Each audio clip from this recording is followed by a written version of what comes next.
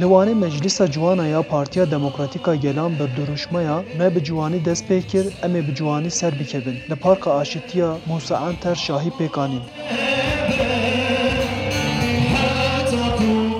Di piştî rewşa awarte cara yekemîn di navenda Wanê şahiya ciwana bi aliyê HDP ve hat darxistin. Parlamentera HDP ya Amedê Dersîm Dağ di axiftina xwe da balkîşan ser tecrîda li ser serokê PKK Abdullah Öcalan û got.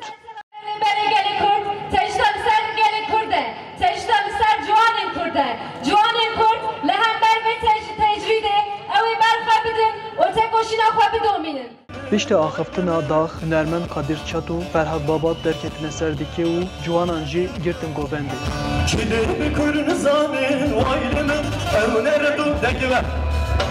Herî dawiyê Şahî bi stranên Rûken Yılmaz ve Qediyan.